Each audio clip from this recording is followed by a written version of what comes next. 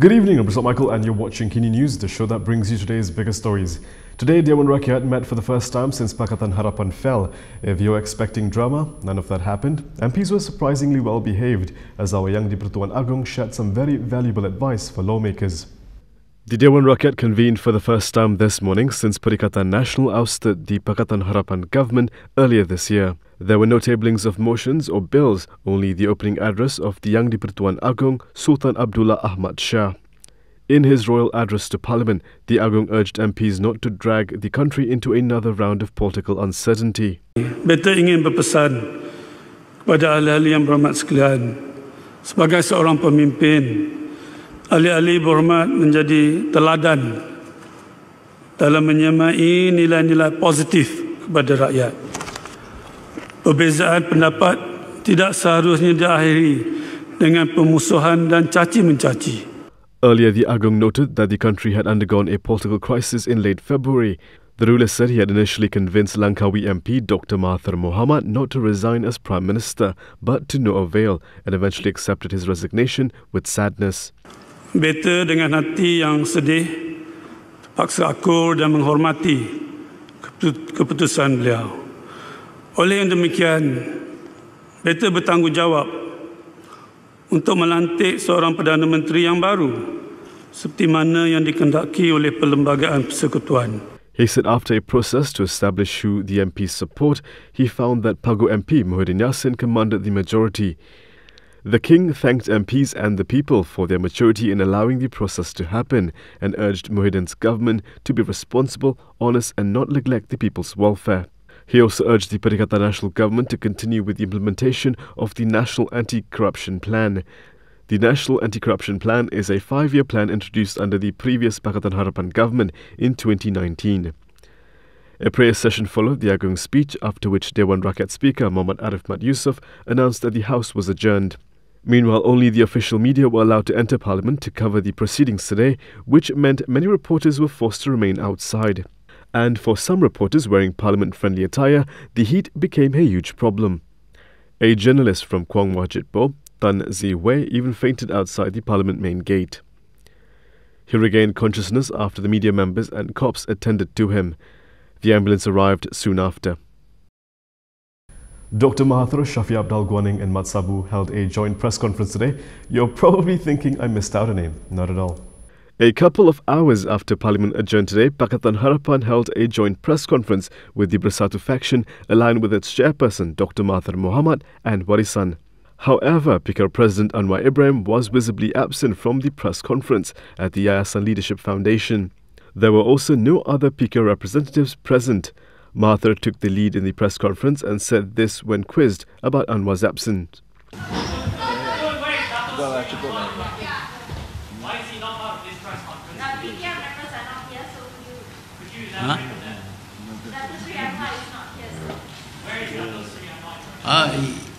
He had signed the statement, but he's not able to attend. The press conference was held for the opposition to respond to the Parliament sitting this morning. Several MPs, still in their ceremonial uniforms, were also present at the auditorium. Amanah President Muhammad Sabu and DAP Secretary General Lim Guan Eng were present on behalf of Harapan, while Warisan President Shafi Abdul was also present. Speaking on condition of anonymity, a PKR lawmaker said Anwar was invited, but he declined to attend as he did not want to be used. However, PKR Communications Director Fahmi Fadel, when contacted, said Anwar had to attend an interview with the New York Times, and the later informed the other leaders to proceed without him. He added that Anwar would issue a joint statement with the opposition leaders later, but did not explain the absence of other PKR representatives. During the press conference, Dr. Mahathir said the Perikatan Nasional government has a slim majority in Parliament and some of the MPs may switch if the opposition can expose the ruling coalition's wrongdoings. He said this was the reason why the opposition wanted to move the vote of no confidence against Prime Minister Muhyiddin Yassin. Ini kali pertama kita mempunyai sebuah kerajaan yang mempunyai majoriti yang amat tipis. Kalau 2-3 orang berpindah daripada satu parti kepada satu parti yang lain, daripada parti kerajaan kepada parti lawan, kerajaan ini akan jatuh. Tak seperti dahulu. Kerajaan dahulu mempunyai 2/3 majority. Ini cuma beberapa orang saja. Sebab itu kami percaya bahawa kalau kami dapat dedahkan kesalahan kerajaan, maka mungkin ada daripada parti kerajaan itu yang akan sokong. Parents and guardians bringing young children to crowded public places, listen up. Dr. Nur Hisham would like to have a word with you. Health Ministry Director General Dr. Abdullah has reminded parents not to expose their children to health risks unnecessarily by bringing them to crowded places such as malls while the country tries to contain the spread of COVID-19. Dan Kementerian Kesihatan bersama dengan Majlis Keselamatan Negara akan menjalankan nasihat dulu. Jadi kita melaksanakan kaedah menggunakan nasihat. Tetapi sekarang ni kita akan berbincang bagaimana kita dapat menguatkuasakan, iaitu mengambil tindakan kepada ibu bapa yang membawa kanak-kanak ke tempat awam dan juga ke hospital tanpa ada appointment ataupun temu janji di hospital. Jadi kita sekarang ni kita menggunakan kaedah menasihat, iaitu soft approach. Tetapi kalau tak berjaya, kita akan gunakan kaedah penguatkuasaan. Dr. Nur Hisham stressed that if Malaysians do not comply with the SOPs under the Conditional Movement Control Order, the number of cases may increase, like it has happened in several other countries, especially those who are looking to balik kampung for Hari Raya. During the Daily Health Ministry press conference today, Dr. Nur Hisham revealed that 47 new COVID-19 infections were detected. From that number, 21 were imported cases involving infected people returning to Malaysia, while another 26 were local transmissions. He also said no new fatality was recorded, keeping the death toll at 113. So far, 5,615 individuals have recovered from COVID-19 in Malaysia after 44 patients were discharged today. We all know the Balik Kampung song by Sudirman. I'm just wondering how many of them had it playing in their cars yesterday while they tried to cross state lines before being told by the police to turn around. Malaysians continue to try their luck as they attempt to travel across state lines to Balik Kampung. However, with the roadblocks set up by the Royal Malaysian Police, more than 1,000 cars were ordered to turn back on Sunday alone. This was revealed by Senior Minister Ismail Sabri Yaakob during his daily press briefing in Putrajaya today. Yang menghairankan, ramai lagi yang nak balik kampung. Semalam, 1,175 kenderaan cuba merentas negeri dengan alasan yang sama, iaitu untuk balik ke kampung. Walaupun berbagai-bagai nasihat dikeluarkan, pihak polis belum berpatah balik, diarahkan berpatah balik, memberikan nasihat, tapi semalam 1,000 lebih lagi, 1,175 lagi yang cuba untuk balik ke kampung. The government had previously relaxed interstate travel restrictions for Malaysians stranded at various locations in the country since the enforcement of the MCO on March 18th. The temporary permission was granted from May 7th to May 10th, and all restrictions on interstate travel have been reinstated until June 9th. Meanwhile, on the issue of a sudden spike in the price of chicken and other essential food items ahead of Hari Raya, Ismail Sabri revealed that the government will announce a price ceiling on Tuesday on several items. Saya pun baca dalam media, harga ayam tiba-tiba dalam 2-3 hari ini meningkat. Kalau dulu tak timbul isu ini. Apabila kedai-kedai, apabila restoran ditutup dan sebagainya. Jadi penjualan ayam berkurangan dari segi jumlahnya.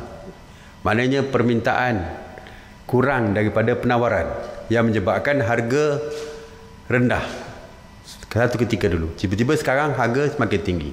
Tapi insya-Allah kajian ada mekanisme dia untuk menyekatkan kenaikan mendadak ini, iaitu melalui skim kawalan harga maksimum musim perayaan. Dan saya difahamkan Kabinet HEP akan mengumumkan skim kawalan harga musim perayaan ini pada hari besok.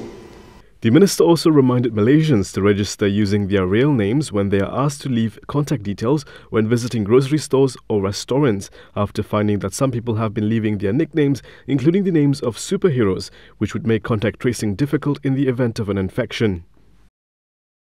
Coming up next, close the market and disrupt food supply or risk spreading COVID-19. Mexico City has a tricky decision to make.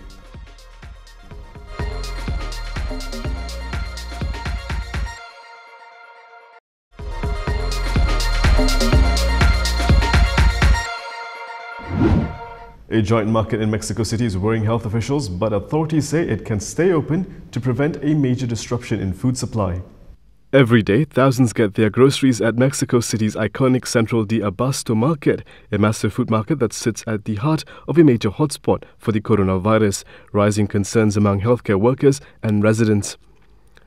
This market typically receives more than 15,000 products every day from all over the country, packing the stalls with meat, fruits and vegetables. The challenge right now is how to keep the joint market open without causing an outbreak. Officials are clamping down on surveillance here after dozens of workers were infected and 2 virus-related deaths were reported relating to the facility. Completely shutting down the market that serves a huge number of the Mexican capital's residents isn't an option, the mayor says, because it would devastate the regional food supply.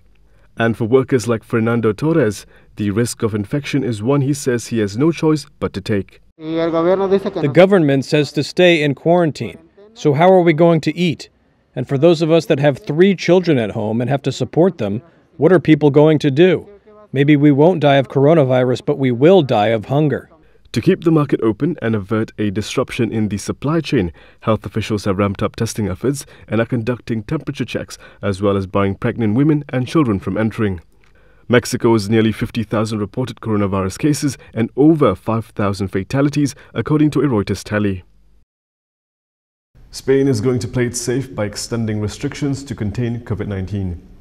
Spain's government will seek to extend its coronavirus state of emergency one last time until late June, said Spanish Prime Minister Pedro Sánchez on Saturday as anti-government protests broke out around the hard-hit country. He said he would ask Parliament for an extension for about a month until the end of June, when most of the nation would be returning to normality. Spain first decreed a state of emergency on March 14th. Officials say that while the outbreak has been brought largely under control, restrictions must stay in place a bit longer as the lockdown is gradually phased out. The country's COVID-19 death toll rose by 102 to 27,563 on Saturday, the lowest 24-hour increase since March 18th. Protests against the government's handling of the crisis and its economic fallout sprang out around Spain over the weekend, with demonstrators gathering to bang pots and pans and call for the government to resign. At the largest such demonstration in Madrid's wealthy Salamanca neighborhood, several hundred people congregated despite efforts of police to enforce social distancing. Waving Spanish flags, some denounced the government as communists seeking to ruin the country. And that is all from me today. For more stories, you can go to KiniTV.com. You can also follow us on Instagram, Twitter, YouTube and Facebook for the latest news updates. I'll see you again tomorrow, same time, same place. I'm Michael. Thank you for watching.